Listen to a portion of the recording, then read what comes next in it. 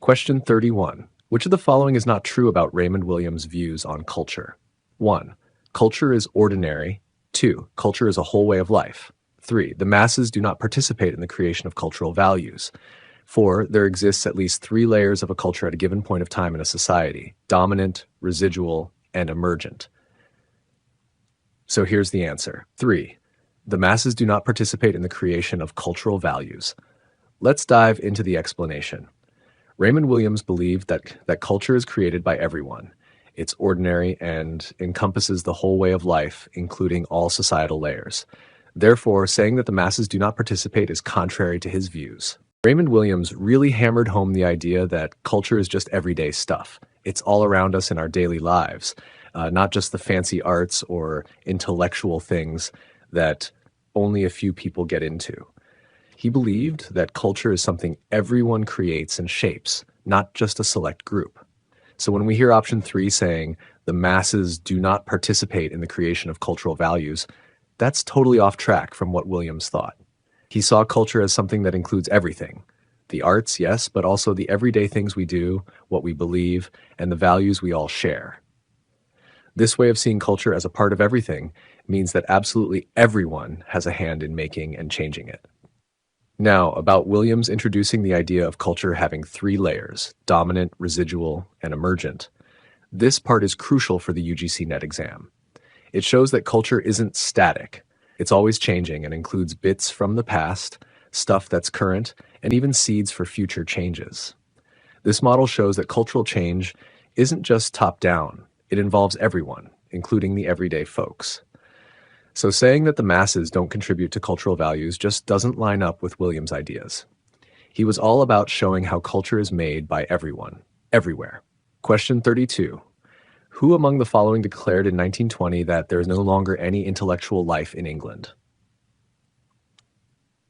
Dorothy Richardson 2, Virginia Woolf 3, Ezra Pound 4, T.S. Eliot. And the correct choice is 3, Ezra Pound. Here's why. Ezra Pound made this statement reflecting his frustration with the English intellectual scene, prompting his move to Paris. The Imagist movement, first called Imagists and then changed to Imagists, made a big splash in modern poetry with their 4 anthologies released between 1914 and 1917. Breaking away from the overly sentimental and romantic vibes of the 19th century, poets like Ezra Pound, H.D., Richard Aldington, Amy Lowell, Marianne Moore, and William Carlos Williams wanted to shake things up. They aimed to make poetry more direct, clear, and all about the essence of the subject, ditching any fluff.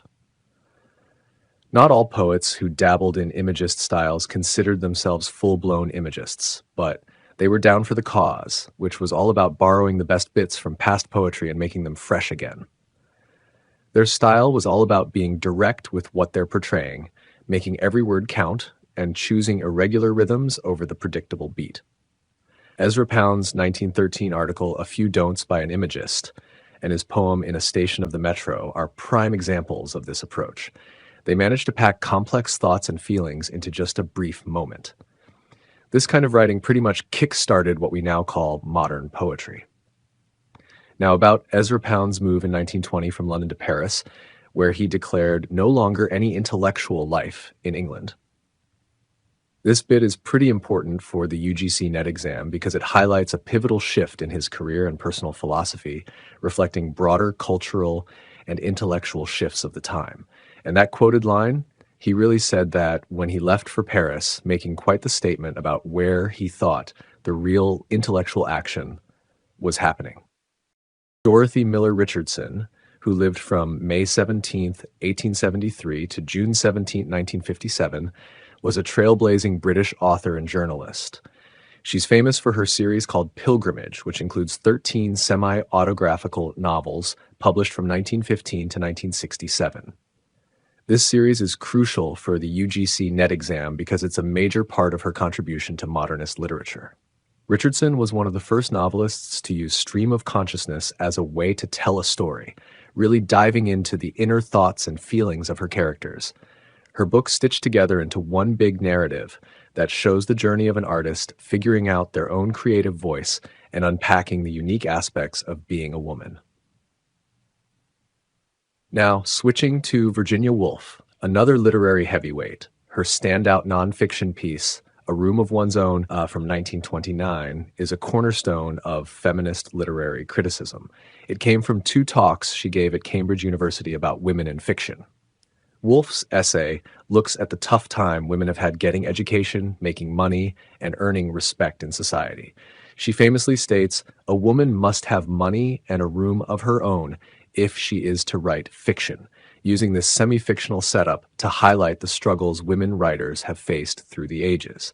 She discusses how past female writers like the Brontes, George Eliot, and George Sand had it rough compared to Jane Austen, who managed to write from a distinctly female point of view.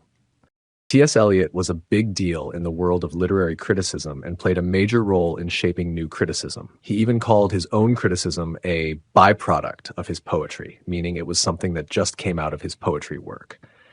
Critic William Empson has pointed out how deep Eliot's influence runs. In his essay, Tradition and the Individual Talent, Eliot really hammers home how important historical context is to art. He introduced this cool idea of all art existing in a simultaneous order, meaning all pieces of art kind of exist together across time. His poem, The Wasteland, is a perfect example of how he put this theory into action. Then there's Hamlet and His Problems, where he brought up the objective correlative concept, suggesting that emotions in literature should come from the situation in the text, not just spilled out from the author. Eliot was all about looking at poems without letting personal feelings get in the way. He wasn't a fan of romantic poets like Shelley, who he thought were too caught up in their feelings. Eliot believed that the best poems kind of step away from emotion. He thought modern poets should not shy away from making their work challenging and complex. Eliot also rekindled interest in metaphysical poets through his critical essays, praising them for how they merged deep thoughts with sensual experiences. He talked about unified sensibility, which he saw in metaphysical poetry, where thought and feeling are all tangled up, but in a good way. The Wasteland also showcases his approach to criticism, where he sort of used his theories to shape his poetry. Eliot believed poets should write criticism to help push their own creative agendas. Later on, he shifted his focus to writing for the theater and explored the aesthetics of drama in essays like Poetry and Drama. Lastly, The Wasteland also reflects the despair people felt after World War I, capturing the mood of the era in a profound way. Question 33. Which one of these is not a literary journal's magazine? 1. The Egoist. 2. The Criterion. 3. The English Review. 4. The 101 Dalmatians. The answer might surprise you. 4. The 101 Dalmatians, time to explore why. This title is actually a famous children's novel by Dodie Smith, not a literary magazine. The 101 Dalmatians is a fun 1956 children's book by Dodie Smith that takes you on an adventure with Pongo and Missus as they try to save their Dalmatian pups from a fur farm. Originally called The Great Dog Robbery when it first appeared in Woman's Day, this story got so popular that it scored a sequel in 1967 called The Starlight Barking, which picks up right where the first book left off. For those prepping for the UGC NET exam, knowing about this book is a plus because it highlights key themes in children's literature and serialized storytelling. Moving on to The Egoist, a comic novel by George Meredith published way back in 1879. It centers around Sir Willoughby Patterne, a super conceited guy who goes through a bunch of rejections and eventually has to face himself. It's all about his search for love while being full of himself. There was also a magazine called The Egoist, which was around from 1914 to 1919. This London-based lit mag was big on pushing modernist writing and even featured bits of Ulysses by Joyce. It's super important for the UGC NET exam because it shows the evolution of literary magazines and their role in the modernist movement. T.S. Eliot started the Criterion magazine in October 1922, which ran until January 1939. Eliot wanted it to be a place that upheld high literary standards and helped knit together European thinkers. Even though it got mixed reviews, big names like Virginia Woolf and Ezra Pound wrote for it, making it a pretty significant journal in literary circles.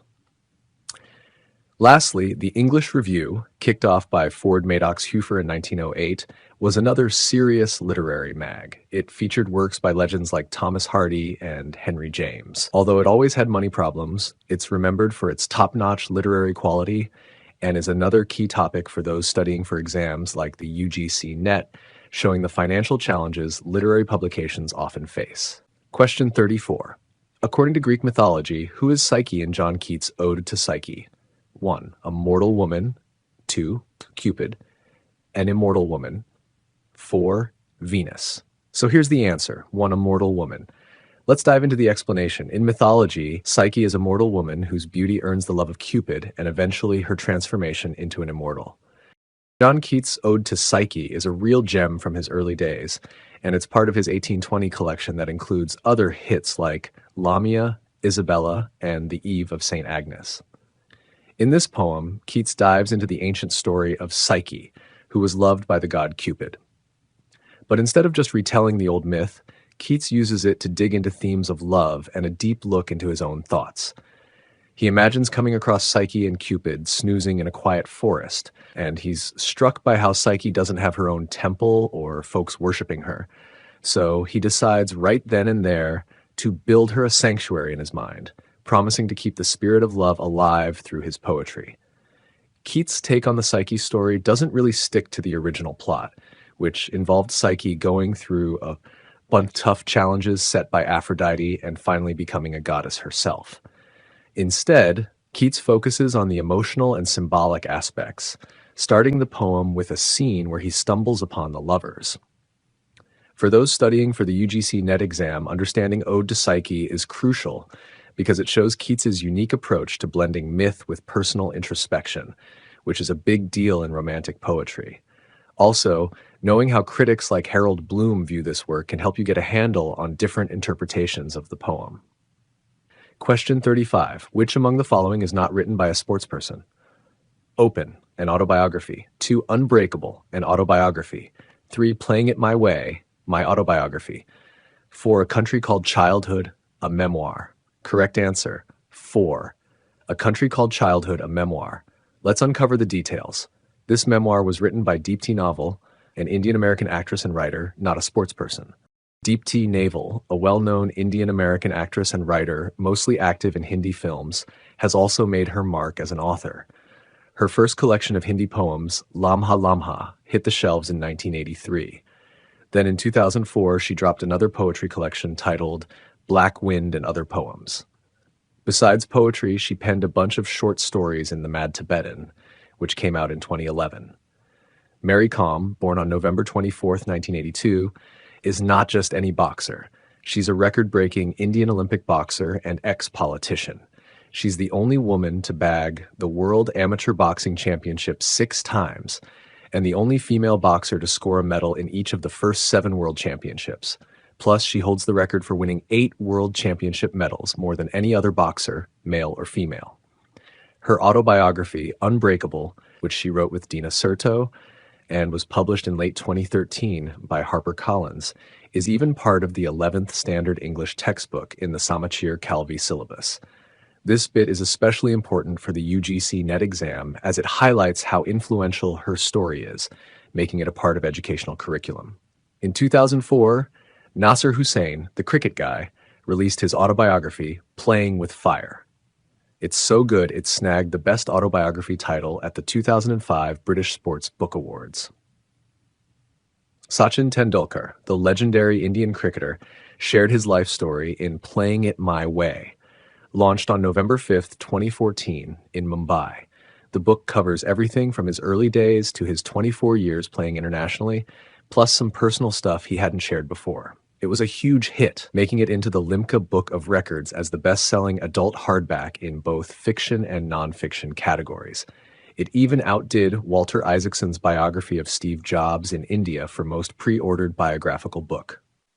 Andre Agassi opened up about his life in Open, an autobiography, which came out on November 9, 2009. Written with help from J.R. Moehringer, this memoir by the 8-time Grand Slam winner and former world number. One tennis player dives into his tough childhood with a strict dad and the intense pressures of professional tennis. Other sports people have also shared their stories in autobiographies. You can check out the list in the comment box below. Question 36. Identify the poet of the following poems. A. The Skylark. B. The Badger. C. The Gypsy Camp. D. First Love. 1. P.B. Shelley. 2. John Clare. 3. Lord Byron. 4. Robert Burns. And the answer is 2. John Clare. Here's why. All these poems are known works of John Clare, reflecting his deep connection with nature and rural life. John Clare was a guy who came from a simple background. His dad was a farm worker, but he made a big name for himself with his beautiful and heartfelt poetry about the English countryside and how it was changing. Lately, people have really started to appreciate his work more, and now he's considered one of the top poets of the 19th century. His biographer, Jonathan Bate, calls him England's most outstanding poet of the working class, unparalleled in his powerful depictions of nature, a pastoral upbringing, and the estranged, turbulent self. Here are some of John Clare's key poems and writings. Poems descriptive of rural life and scenery, 1820, The Village Minstrel and Other Poems, 1821, The Shepherd's Calendar, 1827, The Rural Muse, 1835, Don Juan, work from his asylum period, Childe Harold, also from his asylum period, A Favorite Place, one of his later works. And if you're digging for more, check out this list of some of his other poems. First Love, Winter Walk, Badger, I Am, Autumn, John Clare, An Invite to Eternity, The Skylark, Night Wind, Adieu, All Nature Has a Feeling, Spring, Sheep in Winter, The Gypsy Camp. For those studying for the UGC NET exam, knowing about John Clare is key, because his rise from humble beginnings and his unique perspective on nature and society offer a rich study in how poetry can reflect personal and social environments. Here are some other poems with similar names by different poets. The Scholar Gypsy by Matthew Arnold, To a Skylark by Percy Bysshe Shelley, The Skylark by Christina Georgina Rossetti. Each one brings its own flavor and style to the table. Question 37. Which among the following statements is not true about NEP 2020? 1. The policy recommends the establishment of the Indian Institute of English Literature and Interpretation. 2. It recommends high-quality programs and degrees in translation and interpretation. 3. It recommends the establishment of academies for each of the scheduled languages listed in the 8th schedule of the Constitution. 4. It recommends that proficiency in Indian languages be included as part of qualification parameters for employment opportunities. Spot on. The answer is 1. The policy recommends the establishment of the Indian Institute of English Literature and Interpretation. Let's break it down. NEP 2020 focuses on enhancing language education and inclusion, but does not specifically call for creating an institute for English literature and interpretation. The National Education Policy 2020 has some cool points about English. English isn't seen as a measure of how smart you are, but as a handy international language. The policy stresses that knowing English is valuable, but it doesn't mean you're any less intelligent if you speak only regional languages. As for what language to use in school, the policy suggests that kids should learn in their home language, mother tongue, or the local language at least until grade 5, and ideally even up to grade 8 or more. On the topic of which languages to learn, the policy pushes for kids to pick up at least 2 native languages. It says we shouldn't force English or other languages on students. Why English is still important. English is recognized globally and is super useful in many fields like jobs, science, aviation, computers, and diplomacy. It's also the main language used on the internet, in media, and in the aviation industry. What the Education Ministry is doing. They've set up a committee to boost Indian languages, acknowledging the benefits of learning in one's home language, while also recognizing that English is in high demand in the job market. They're working on balancing the need for mother tongue education with the market's preference for English. For those studying for the UGC NET exam, understanding these aspects of the NEP 2020 gives insight into current educational reforms and language policy in India, which could be super relevant for your exam topics. Question 38. Which among the following poems has not been composed by P.B. Shelley? 1. To Wordsworth. 2. Mutability. 3. Hymn to Intellectual Beauty. 4. When We Two Parted. Correct choice. 4. When We Two Parted. Let's dive deeper. When We Two Parted is actually a poem by Lord Byron, not P.B. Shelley. Here's a breakdown of some poetry by Lord Byron and Percy Bysshe Shelley, jazzed up a bit.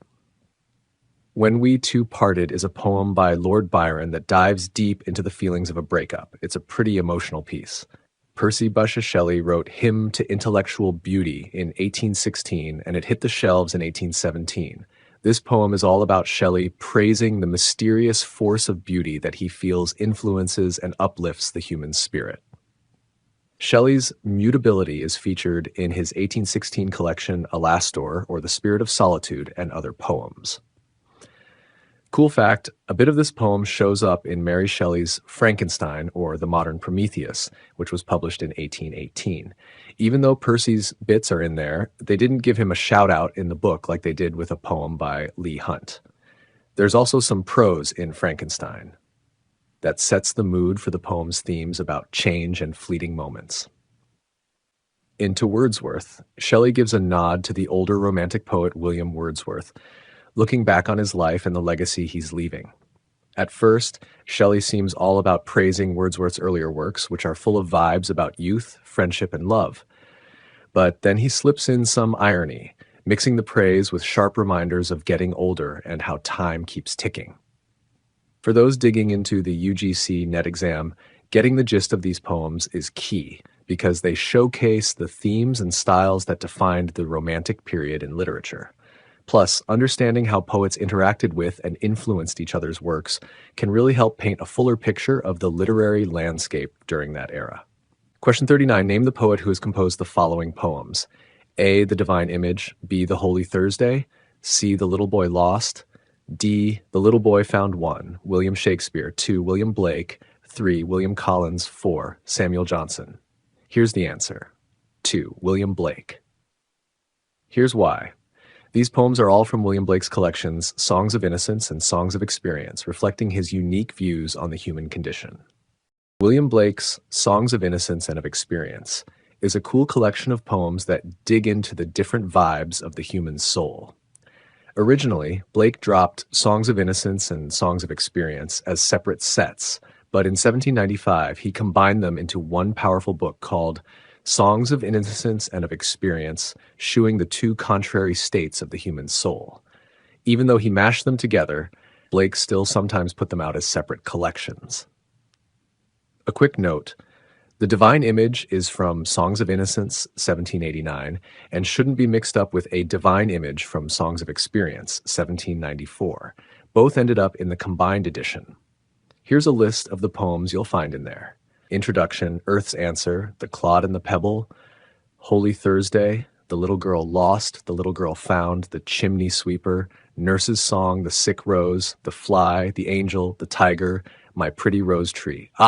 Sunflower, The Lily, The Garden of Love, The Little Vagabond, London, The Human Abstract, Infant Sorrow, A Poison Tree, A Little Boy Lost, A Little Girl Lost, To Tirzah, The Schoolboy, The Voice of the Ancient Bard. For those prepping for the UGC NET exam, getting to grips with Songs of Innocence and of Experience is crucial. Blake's exploration of human nature through these poems offers a deep dive into themes like innocence, corruption, repression, and liberation, which are key to understanding literature from this period. Question 40. Use of broader principles of research underscored by philosophical rationales is termed as 1. Research methods, 2. Research tools, 3. Research techniques, 4. Research methodology. Spot on. The answer is 4. Research methodology. Let's break it down. Research methodology encompasses the entire framework of a research study, including its philosophical underpinnings and rationale for method choices. This is like the game plan for your research. It's not just about picking tools and methods, but also diving into why you're using them and how they help tackle your main research questions. You've got to think about the ethical side, how reliable your findings might be, and any limitations you might bump into. The methodology you go for reflects your beliefs about what's considered valid knowledge and what reality looks like. These are the specific moves you make to gather info. Depending on what you're looking into, you might go for qualitative methods, which are all about diving deep into thoughts and experiences through stuff like interviews or focus groups. Or you might choose quantitative methods, where you're crunching numbers and using stats to get answers. Each method has its own way of shedding light on the research question. Research tools. Think of these as your research gadgets. They help you collect, crunch, and interpret your data. These tools could be anything from a simple survey to complex software like SPSS or R for number crunching. Research techniques. These are the specific tactics within your methods that help you gather and analyze your data. This could be how you pick your sample, how you analyze your stats, or how you control variables in an experiment. These techniques make sure everything's done systematically and ups the reliability of your results. Analysis. Research methodology is the real deal because it frames the whole approach to your study, from the why to the how of your research choices. It's about the big picture, aligning your method choices with your research goals and underlying theories. This is the backbone of how you approach your research question, blending subjective and objective views to dig deeper into what you're studying.